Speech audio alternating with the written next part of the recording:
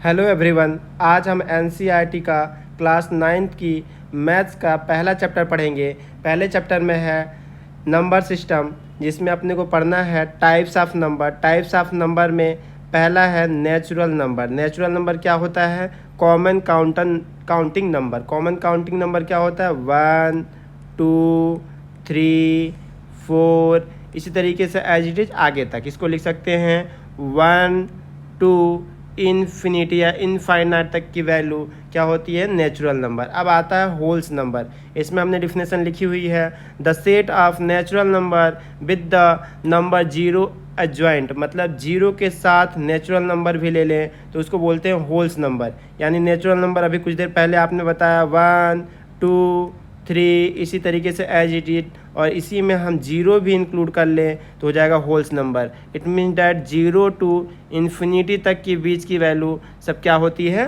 Holes number होता है। आगे है integers number. Integers number definition लिखा है, holes number with their opposite negative number adjoint. कहने का मतलब ये है, होल्स नंबर ले लें, 0 टू इन्फिनिटी होल्स नंबर होता है, साथ ही साथ इसके पहले निगेटिव नंबर लिख दें। निगेटिव नंबर क्या होता है? -1 -2 -3, एज इट इज़ कहाँ तक? माइनस इन्फिनिटी तक लिखा जा सकता है। यानी माइनस इन्फिनिटी टू इन्फिनिटी तक के बीच की value, minus infinity to infinity तक के बीच की वैल्यू क्या होती है? Integers number. यानी माइनस इन्फिनिटी टू इन्फिनिटी तक बीच की वैल्यू और इसके साथ लेकर के माइनस इन्फिनिटी टू इन्फिनिटी के बीच की वैल्यू क्या होगी? इंटीजर्स नंबर हो गया। आगे देखिए, आगे अगला नेक्स्ट अपने पास टाइप्स है। नेक्स्ट टाइप लिखा हुआ है रेशनल नंबर। रेशनल नंबर का डिफिनेशन लिखा हुआ, all number which can be written as fraction. Fraction form. Fraction क्या होता है? फ्रैक्शन होता है p/q। p/q को फ्रैक्शन बोलते हैं, p/q, where p and q is integers number. p और q क्या होना चाहिए? इंटीजर्स होना चाहिए। साथ ही साथ q does not equal to 0 होना चाहिए। ये होता है क्या? फ्रैक्शन या रेशनल नंबर। इसी को हम लिख सकते हैं जैसे 2/3। इसका एग्जांपल क्या लिख सकते हैं? 2/3 क्या हुआ? रेशनल नंबर हुआ। यहाँ देख सकते हैं 2 भी इंटीजर है और 3 भी इंटीजर है। क्यों? क्योंकि कंडीशन लिखा हुआ p और क्या होना चाहिए? इंटीजर्स नंबर होना चाहिए। साथ ही साथ q 0 के इक्वल नहीं होना चाहिए। तो 2/3 क्या हो गया? रेशनल नंबर हो गया। इसी तरीके से लिख सकते हैं 3/4। यहाँ 3 और 4 दोनों ही इंटीजर्स हैं और ये जो 4 है 0 के इक्वल नहीं, इसका मतलब ये क्या है? ये भी रेशनल नंबर है। और साथ साथ आप लिख सकते हैं, जैसे सपोज कीजिए मैंने लिखा 5 तो अपने मन से ही नीचे अपन लिख सकते हैं 1। 5/1 की वैल्यू 5 ही होती है, तो हम डायरेक्ट बोल सकते हैं 5 जो है, 5 अगर लिखा होता तो 5 भी क्या है? रेशनल नंबर है। तो हमेशा याद रखिए, rational number it mean that जिसको p/q के फॉर्म में लिखा जा सकते हैं, p/q के फॉर्म में जिसको लिख सकते हैं। और p और q कैसा होना चाहिए? p और q कैसा होना चाहिए? इंटीजर्स होना चाहिए। और ध्यान रखिएगा, q does not equal to 0 होना चाहिए। q does not equal to 0 होना चाहिए। आगे लिखा है इरेशनल नंबर। इरेशनल नंबर की डिफिनेशन लिखिए, all number which can not be written as fraction form. जिसको p और q के फॉर्म में नहीं लिखा जा सकता, p/q के फॉर्म में जिसको हम नहीं लिख सकते। तो ऐसे नंबर क्या होंगे? ऐसे नंबर हो सकते हैं जैसे √2। ये हमने लिखा √2। अगर आप कहोगे कि √2/1 लिख दें तो आपको दिख रहा है √2 क्या है? इंटीजर्स नहीं है। और 1 तो इंटीजर्स है लेकिन √2 इंटीजर्स नहीं है। हमने पढ़ा है p/q के फॉर्म में लिखें और p और q दोनों इंटीजर्स होंगे तभी वो रेशनल होगा, अदरवाइज वो रेशनल नहीं होगा। तो यहाँ दिख रहा है √2 क्या है? इंटीजर्स नहीं। इसका मतलब ये है कि √2 कैसा है? इरेशनल है। और लिख सकते हैं एग्जाम्पल √3। √3 भी जो है इरेशनल है। अगर आपने लिख दिया √4 तो √4 की वैल्यू होती है क्या? 2। √4 की वैल्यू होती है 2, तो 2 को लिख सकते हैं 2/1। इट मीन दैट 2 भी क्या है? 2 क्या है? इंटीजर्स नंबर है। 1 भी इंटीजर्स नंबर है। इसका मतलब क्या है? ये 2/1 या 2 क्या हो गया? रेशनल हो गया। तो ये हमारा √4 गलत है। हम डायरेक्ट लिख सकते हैं √2, √3, √5, इस तरीके से लिख सकते हैं √7। ये सब क्या है? इरेशनल है। इसको p/q के फॉर्म में नहीं लिखा जा सकता। साथ ही साथ हम जब आगे की क्लास में पढ़ेंगे तो इसमें एक और चीज़ है, रिपीटिंग और non repeating number. Repeating number क्या होता है? 2.14 यहाँ लिख दिया हमने बार। इसका मतलब ये है 2.14 ये बार बार आ रहा है, ये रिपीटिंग नंबर है। नॉन रिपीटिंग नंबर कैसा होता है? नॉन रिपीटिंग नंबर कुछ ऐसा होता है 2.14 114 1114। इस तरीके से आगे भी चाहे तो लिख सकते हैं 1114। इसी तरीके से एज इट इज़ आगे भी लिख सकते हैं। तो हमें दिख रहा है 14 1114 फिर 4 टाइम 14। इसका मतलब क्या है, रिपीट तो नहीं हो रहा है, लेकिन आगे की वैल्यू हम देख करके लिख सकते हैं। होता है नॉन रिपीटिंग नंबर। तो नॉन रिपीटिंग नंबर जितने भी होते हैं वो क्या होते हैं, इरेशनल होते हैं। हमेशा याद रखिएगा, इसको आगे हम बहुत अच्छे से पढ़ेंगे। हमें बस इतना याद रखना है, पी बाई क्यू के फॉर्म में जिसको नहीं लिखा जा सकता, पी बाई क्यू के फॉर्म में जिसको नहीं लिखा जा सकता, वो क्या होता है, इरेशनल होता है। नेक्स्ट टाइप देखते हैं। नेक्स्ट टाइप अपने पास लिखा हुआ है रियल नंबर। रियल नंबर का डिफिनेशन लिखा है the set of rational number with the set of irrational number adjoint.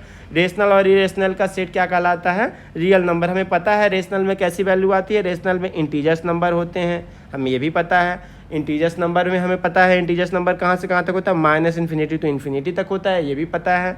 और हमने पढ़ा है इस -∞ to ∞ तक के बीच की वैल्यू होल्स नंबर से बनती है, और होल्स नंबर के साथ साथ नेचुरल नंबर से बनती है। तो हम ऐसा कह सकते हैं natural number plus holes number plus आप लिख सकते हैं होल्स नंबर के साथ इंटीजर्स नंबर, और यहाँ लिखा है आपने रेशनल नंबर और इरेशनल नंबर। इन सब का ही सेट क्या कहलाता है, रियल नंबर। आप चाहें तो कोई भी एग्जांपल ले सकते हैं। जैसे हमने लिख दिया, सपोज कीजिए -2 क्या है, रियल नंबर है। हमेशा याद रखिएगा -2 इंटीजर्स नंबर भी है। इसका मतलब ये है रियल नंबर में सारी वैल्यू आ जाती है, integers, whole, irrational, rational, natural, सारी वैल्यू आ जाती है। तो हमें याद रखना है हमेशा रियल नंबर क्या होगा, इन सब का सेट होगा रियल नंबर। इन सब का सेट क्या होगा, रियल नंबर। इस तरीके से आगे देखते हैं। आगे हमारे पास क्या है, आगे एग्जाम्पल है। एग्जाम्पल लिखा हुआ है are the following statement true or false. हमें ट्रू और फॉल्स देखना है। पहला नंबर लिखा हुआ है every wholes number is a natural number. Wholes number क्या होते हैं, 0 1 2 3 ऐसी as it is. Natural number क्या होते हैं, 1 2 3। नेचुरल नंबर 1 से स्टार्ट होते हैं, तो 0 यहाँ पर एक्स्ट्रा दिख रहा है, यानी 0 होल्स नंबर तो है लेकिन नेचुरल नंबर नहीं है। इसका मतलब स्टेटमेंट क्या है, फॉल्स है। स्टेटमेंट क्या हो गया, फॉल्स हो गया। क्यों, क्योंकि हम लिख सकते हैं because 0 is a holes number but not a natural number, यानी ये स्टेटमेंट फॉल्स हो गया। नेक्स्ट लिखा हुआ every integer is a rational number. Integers number क्या होते हैं, इंटीजर्स होते हैं जैसे -2 होता है, -3, ऐसे इंटीजर्स नंबर लिख सकते हैं 2 4, ये सब क्या होते हैं, इंटीजर्स नंबर। तो हम लिख सकते हैं इंटीजर्स नंबर को हम किस में एक्सप्रेस कर सकते हैं, p/q के फॉर्म में लिख सकते हैं। यानी जैसे 2 लिखा है, 2 को लिख सकते हैं 2/1 लिख सकते हैं, तो क्या हो गया, रेशनल नंबर में चेंज हो गया। इसका मतलब ये स्टेटमेंट क्या है, ट्रू है। क्यों ट्रू है, क्योंकि हमें पता है every integers number can be written as p/q के फॉर्म में हम उसको लिख सकते हैं, p/q के फॉर्म में लिखा जा सकता है, इसलिए स्टेटमेंट ट्रू हो गया। नेक्स्ट लिखा हुआ every rational number is a integers number. Rational number क्या होता है, रेशनल नंबर होता है 2/3, जिसको p/q के फॉर्म में लिखा जा सकता है। 2/3 इंटीजर्स नंबर है क्या, नहीं है इंटीजर्स नंबर। इसका मतलब ये है कि स्टेटमेंट क्या है, फॉल्स है। क्यों, क्योंकि हमको पता है कि 2/3 को इंटीजर्स नहीं बोल सकते, इंटीजर्स नंबर 2/3 नहीं होता। और कोई एग्जांपल लेना है तो 3/4 लिख दीजिए, रेशनल तो है लेकिन 3/4 इंटीजर्स नंबर नहीं होता। इस तरीके स्टेटमेंट क्या हो गया, ये फॉल्स हो गया। नेक्स्ट देखते हैं। नेक्स्ट अपने पास लिखा हुआ है क्वेश्चन या example, find 5 rational number between 1 and 2। ऐसे जब क्वेश्चन आए अपने पास सॉल्व करने के लिए तो बड़े इजीली तरीके से हम सॉल्व कर सकते हैं। जैसे लिखा हुआ 1 और 2 के बीच हमें 5 रेशनल नंबर फाइंड करना है, बड़े इजीली सॉल्व कर सकते हैं। लिखा हुआ 1, ये हमने लिख दिया 1, इधर लिख दिया 2, ये लिख दिया हमने 2। अगर 5 है तो 5 से बड़े नंबर का 1/1 लिखा जा सकता है। इस तरीके से 2/1 भी लिखा जा सकता है, क्योंकि 1/1 की वैल्यू होती है 1, 2/1 की वैल्यू होती है 2। अगर 5 से बड़ा वैल्यू, अगर 5 तक वैल्यू निकालनी है, 5 रेशनल नंबर निकालनी है तो 5 से बड़े वैल्यू का मल्टीप्लाई कर दीजिए, 6 7 8 9 10 कुछ की भी। हमने सपोज कीजिए यहाँ 10 का मल्टीप्लाई कर दिया, अगर ऊपर मल्टीप्लाई किया तो नीचे भी मल्टीप्लाई करना पड़ेगा। यहाँ भी 10 का मल्टीप्लाई कर दिया, अगर ऊपर मल्टीप्लाई 10 का किया है तो नीचे भी हमें 10 का मल्टीप्लाई करना पड़ेगा।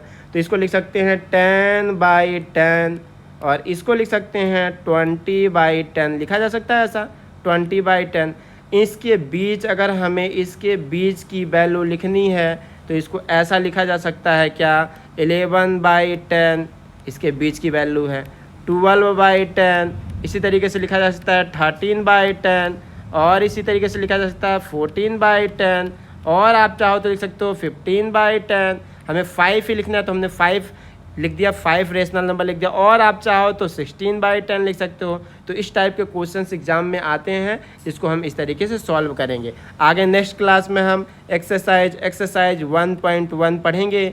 तब तक के लिए थैंक यू।